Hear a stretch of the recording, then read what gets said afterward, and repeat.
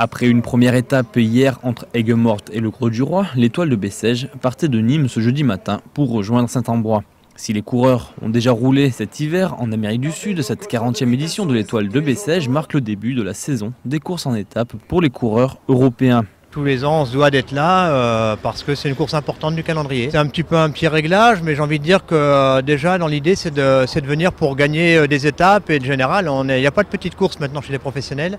Et il faut impérativement bien figurer pour montrer les couleurs et le sponsor. 18 équipes engagées, soit au total 144 coureurs pour cette course qui présente des étapes dont les difficultés variées vont permettre à tous de s'exprimer. La première étape est une étape plate, bien sûr, qui était réservée aux sprinters, mais ça, dans toutes les épreuves, on va le retrouver. Et à partir d'aujourd'hui, entre Nîmes et Saint-Ambrois, c'est plus vallonné. Demain, sur l'étape de la communauté de communes Rhône 16 Languedoc, on va retrouver aussi quelques difficultés. Mais samedi, l'étape d'Alès sera une étape montagneuse avec bien sûr le col de la Baraque, le col de la Bégude, le Trélis et la Baraque. Donc c'est quelque chose où on va voir, c'est sans doute samedi soir qu'on connaîtra le vainqueur final de la 40e étoile de Bessèges. Depuis 40 ans, cette course a vu plusieurs générations de champions. Et si les premières, il les faisait sur deux roues, Raymond Poulidor n'en a raté aucune.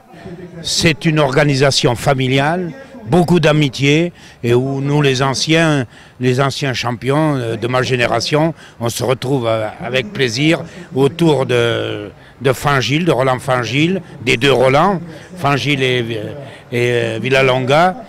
Et bon, c'est de l'amitié, c'est de l'amitié. Cette année, Thomas Vaucleur, tenant du titre, devra serrer les braquets face à la concurrence.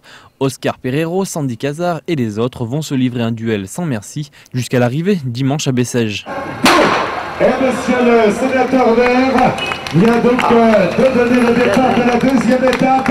Allons les applaudir encore, c'est votre manière de leur souhaiter donc une bien belle journée en direction de Saint-Ambrois.